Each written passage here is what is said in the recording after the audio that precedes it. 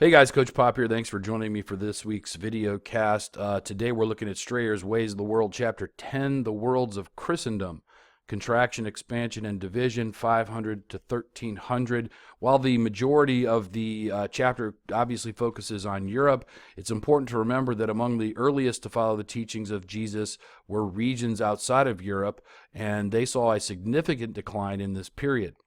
Christianity had its birth in Southwest Asia, and initially it would spread eastward as well as westward into the Mediterranean. But the unexpected rise of a new monotheistic faith in the Middle East meant the end of some Christian communities, especially in the Arabian Peninsula. However, the treatment of Christians was not uniform and was very much dependent on the attitude of local Muslim rulers. In Syria, Jerusalem, and Armenia, Christian leaders negotiated agreements with the Islamic forces, and their communities survived. In Syria, Iraq, and Persia, a church of the East called the Nestorian Church found accommodation with Islamic rules by not preaching to Muslims and by abandoning their sacred images as offensive to Islam's rules against idolatry. In China, the Nestorian Christians adapted Chinese culture and used familiar terms to communicate the message of Jesus. From the 600s to the mid-800s, this church survived thanks to state tolerance. However, this changed when the dynasty moved against all foreign faiths, including Islam and Buddhism. The Mongols were tolerant in general in regards to issues of religion, and some even saw Jesus as a strong shaman and so converted to Christianity. Others preferred Christianity to Buddhism and Islam because they wanted to eat meat and drink alcohol. It is quite unclear, however, what impact Jesus' message of peace had on these fierce warriors of the steppes. Africa, too, had been an early home of Christianity, but here again, it would decline dramatically in the post-classical period. Christians in Egypt developed their own interpretation of the life of Jesus and their own Coptic language for worship. They were tolerated by Arab rulers until violent campaigns against them in the mid-14th century. In the good years, Copts preferred Arab rule to Byzantine rule because the Greek Orthodox Church viewed them as heretics. Further south in Nubia, Christianity flourished for some 600 years. Many political leaders also held religious office. Yet by 1500, pressure from Egypt, Islamic conversions, and Arab migration spelled the end of Christian communities in what had been the Kingdom of Cush and Meroe. In the highlands of Ethiopia, a unique form of Christianity developed and survived until this day, where some 60% of the population is Christian. Isolated from its Islamic neighbors by geography and protected by memories of the Ethiopian shelter of Muslim refugees from Mecca during the Prophet's lifetime, the faith followed its own course without contact from other Christian churches. The majority, though, of the growth of Christianity takes place within Europe, and in Eastern Europe, Christianity continued in the form of the Byzantine Empire. Byzantium, with its capital in Constantinople, was the eastern half of the Roman Empire. After Rome fell in 476, it became the sole heir to the mantle of Roman Empire. While Byzantium never regained control over the western Mediterranean, except for a brief period under Justinian, and it was much smaller in terms of territory, it had a strong administration and could mobilize its wealth for warfare. Even as Justinian consolidated and applied Roman law, a new administrative technique called the theme system emerged to manage the Byzantine state. Sitting astride the trade routes between east and west, the empire was extremely wealthy. The empire had a decidedly Greek character, but also influences from Persian court ceremonies, such as high officials wearing silk robes. Political power was centralized in the figure of the emperor, who was celebrated in the court with a mechanical throne that rose above his audience and mechanical lions that roared. The empire sustained some 4 centuries of military assaults before Constantinople finally fell to the Ottoman forces in 1453. While it's true that Byzantium was constantly under attack by Muslim Turks, it is also the case that hostile Western states like Venice and the Roman Catholic Crusaders also attempted to topple the empire. Indeed, this military conflict between Western Europe and Byzantium underscores the growing divide between Eastern and Western Christianity. While in Western Europe there was an intense competition between political and religious authority, in the East, the Byzantine emperor effectively ruled the church as well as the state. The term Caesaropapism, or Caesar over Pope, represents the power of the emperor to appoint bishops, including, in the eyes of Orthodox Christians, the Bishop of Rome, which is another title for the Pope. Within the Orthodox faith, there were intense and complicated debates over the nature of Jesus and his relationship to the Trinity, and whether or not icons should be used as representations of God and Jesus. Many of these disputes resulted in violence within Byzantium, as well as with Western Europe, where very different ideas about theology were emerging. While both Western and Eastern Europe had many similarities stemming from a shared faith, they each interpreted the faith in their own manner and were extremely suspicious of and hostile to the other side. When the Roman Pope declared that he was the head of all Christians, the Byzantine Empire, who was head of both the state and the church in the East, strongly disagreed. In 1054, the Great Schism, representatives from both churches excommunicated the other, thus saying that the other faith was truly not Christian. When the Crusades started in 1095, things went from bad to worse as Catholic troops behaved poorly, if not violently, in Byzantine lands. Many of the Catholic knights viewed Orthodox Christians as infidels on par with Muslims and pagans. The Fourth Crusade of 1204 plundered Constantinople and held the city for several decades. Thus, the Crusades marked an irreparable divide between East and West. But the Byzantine Empire had much more contact with the wider world than Western Europe did, for better or for worse. Byzantium continued the Roman Empire's conflict with the Persian Empire, which in turn weakened both of them and allowed the Arabs to seize Persia. Byzantium held out against the Arab attacks using such technology as Greek fire, an early form of flamethrower. The empire finally fell to the Turkish advance, thus allowing Islam into southeastern Europe. Sitting at one of the key hinges of trade, the empire became very wealthy. Its coins were used as currency and even jewelry throughout the Mediterranean for some 5 centuries.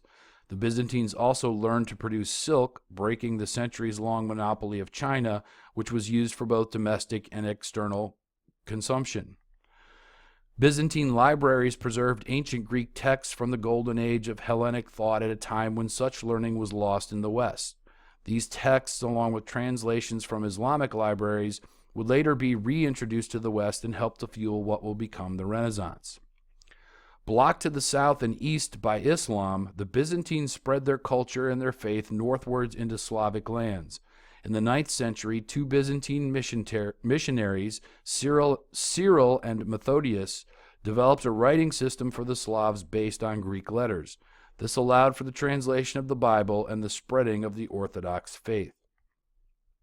What we now call Russia and Ukraine was then a territory that comprised of many different Indo-European peoples.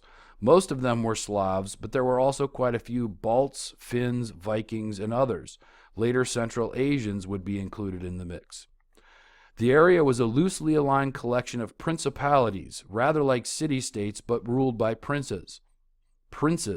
The strongest principality was Kiev. The entire region engaged in long-distance trade networks along its rivers that linked Scandinavia to Byzantium, and it had a diverse religious makeup with various nature gods and small numbers of Jews, Christians, and Muslims present.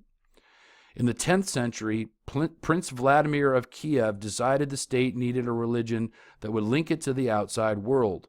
According to the chronicles, he decided against Islam as his people were fond of drinking, some might say a little too fond.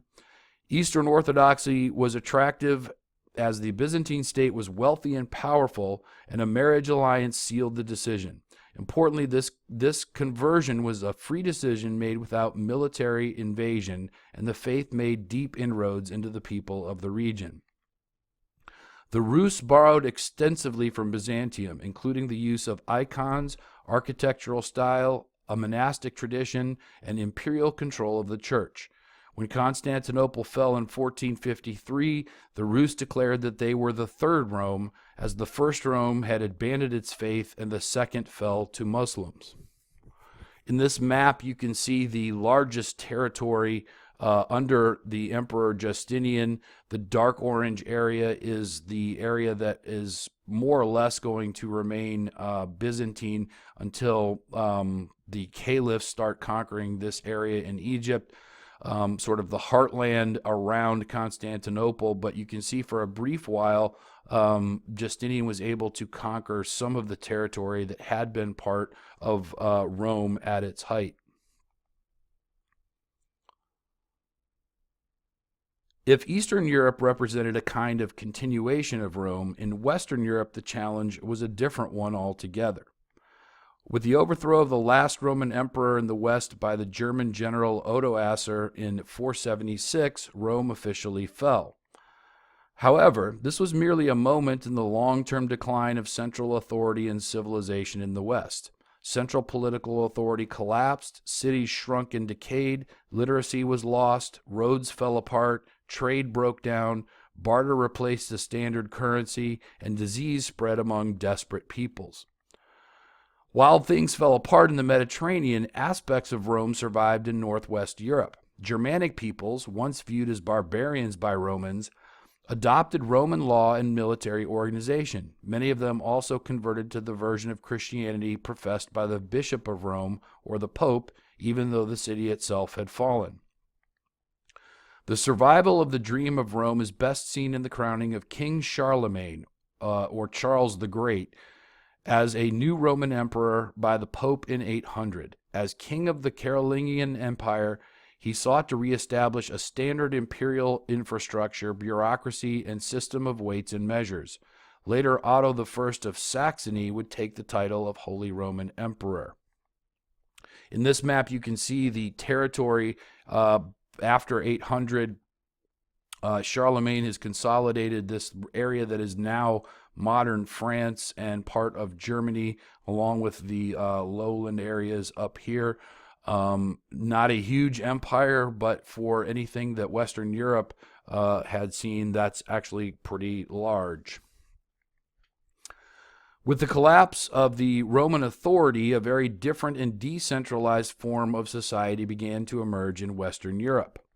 The political, economic, and social power of what had been large Roman land estates or manors fell into the hands of a few warriors. As these warrior elites were in constant competition with each other, lesser knights and lords swore loyalty to the stronger warriors. Frequently, they would receive land and loot for their military service. While the slavery of the Roman Empire faded away, peasants, who were not technically personal property, were increasingly tied to the land on which they worked and were not free to leave. In return for access to land, these serfs had to pay some of their crops and other produce to the lord. In return, they also received protection. The Roman Catholic Church, with its elaborate hierarchical organization of priests, bishops, and cardinals, was really the only surviving institution of the classical Roman past in the West.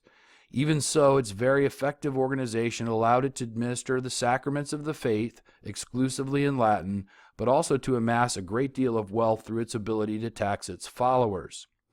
The church worked to convert pagan Europeans to Christianity in a long and sometimes slow process. Often pagan practices, sites, and holidays were remade as Christian rituals, churches, and sacred days in a process known as syncretism. Syncretism is common in the spread of Buddhism and Islam as well as Christianity in the post-classical period. On occasion, however, force was used to spread the Christian faith in Western Europe. With the church being the only institution with authority over all of Western Europe, and with relatively weak kings who were eager to build power within their smaller realms, tensions between the sacred and the secular continued to flare up over issues of wealth and the right to appoint bishops. While the pace of change was incredibly slow in the so-called Dark Ages of Western Europe, the pace would increase significantly after the start of the second millennium.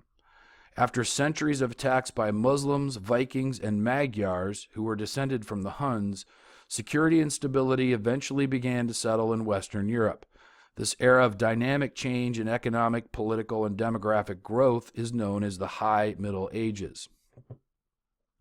Essential to the economic growth of the region was the revival of neglected long-distance trade routes. Overland trade routes connected the British Isles to the Baltic Sea, rivers were used to connect the coast to the interior, and the cities of the Mediterranean established circuits of commerce that linked Western Europe indirectly to the larger Afro-Eurasian trade network. Substantial economic and demographic growth in Western European cities led to specialized forms of labor and to the development of professions. Guilds arose to serve as a method of organizing and monitoring specific jobs and professions. With security and economic growth, states became more powerful. Some kingdoms in the northwest developed large land bases. The Italian peninsula consisted of many commercially vibrant city-states, and numerous small states dominated the German lands. Initially, economic growth opened up opportunities for women in both the labor force and the church. However, men reasserted control and either removed women from certain trades or downgraded their role. Women also lost control over certain functions of the church to men from the clergy. In this map of the High Middle Ages, you can see Western Europe sort of broken up into many different figures. The Byzantine Empire here in the east.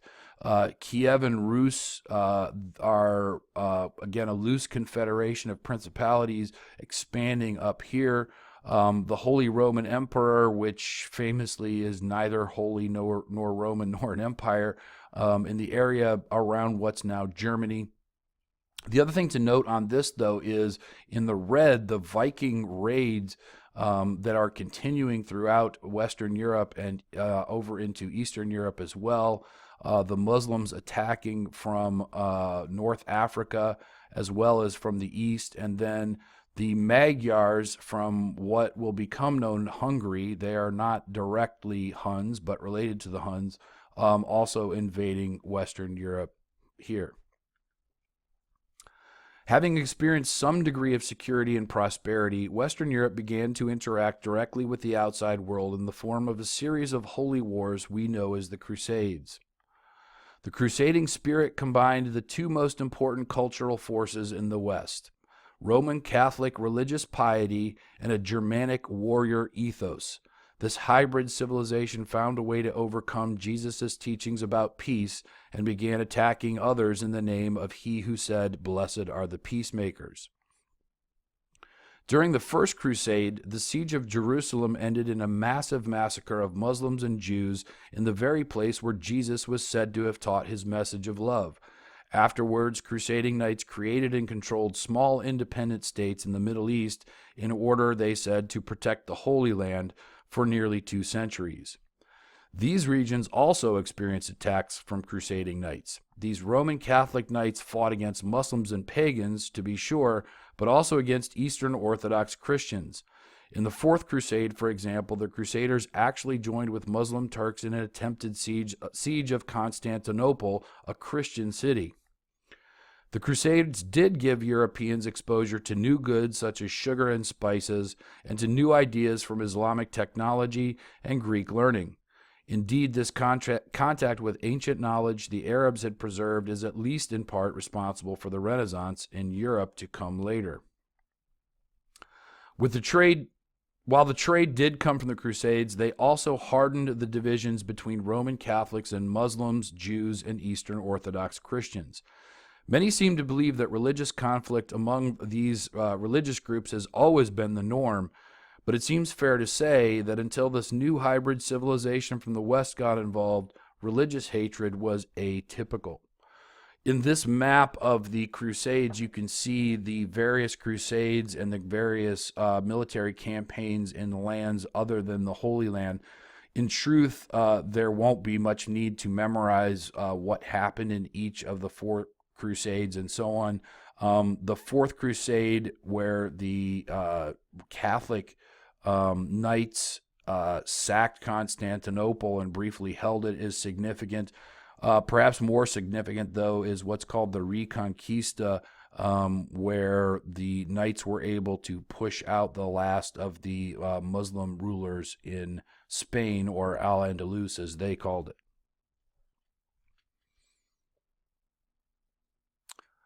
So how does this civilization mixing Roman and Germanic elements compare to other civilizations in Afro-Eurasia at the time? Well, by any measure of comparison, Western Europe was far behind everybody else. Indeed, visitors to Europe saw them as barbarians, and Europeans who went abroad realized their own poverty. So how is the West able to catch up, at least a little bit, with the rest of the world?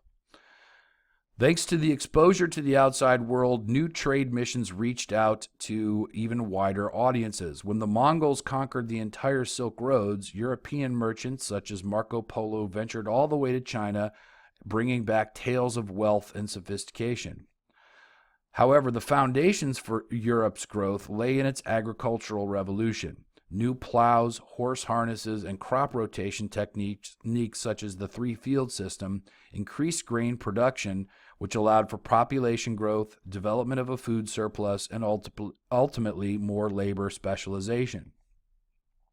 Europeans learned to use wind and water mills to grind grain, but also to power the use of new types of gears to increase production. Gunpowder technology, originally from China, was adapted and transformed in Europe to give them a military advantage. And older Asian technologies combined with new techniques to allow Europeans to begin to project power overseas. Compared to other regions, though, politics in Europe included a wider range of perspectives. As there was no single imperial authority in Europe, there was instead a system of competing states that struggled with each other for centuries. Consequently, Europe developed a militarized society led by a warrior elite, in contrast to China, say, where the scholar gentry ruled.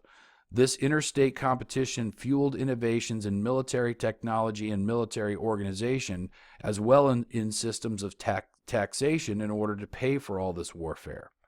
Another consequence is the development of a three-way political conflict between kings, the church, and the nobles, ensuring that no one of them got too powerful. This would allow for merchants to develop commerce more or less independently, laying the foundation for economic capitalism and political representation that would emerge in the future.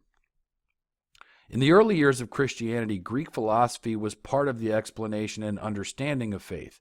However, with the post-Roman decline, access to these texts and ideas was lost completely in Western Europe. So what laid the foundation for what would become the Renaissance later? Stemming from the tradition of church schools, universities in the West were established in various cities.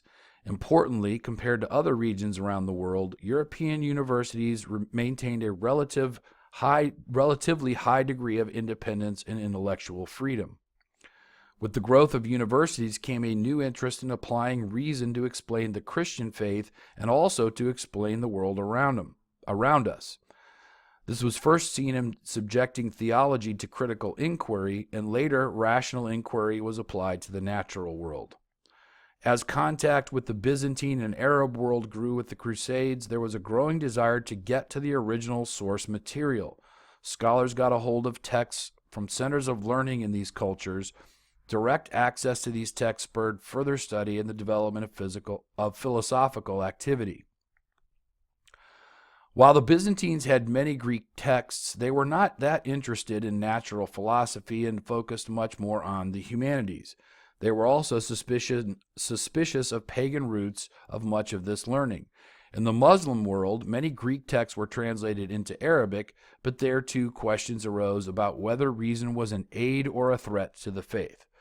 So by the end of this chapter, what we've seen is a situation where Europe is essentially split into East and West, two competing versions of Christianity. The West, which initially starts off relatively backward, in the end is sort of put itself in a position to start to really expand outward and within a short time become a global force. On the other hand, the Byzantine Empire starts the inheritor of Rome, and by the end of the period has fallen, and essentially its mantle, such as it is passed on to Russia. I want to thank you for your attention, and I hope you were able to fill in all the blanks on the outline. I look forward to seeing you in class. Thanks again.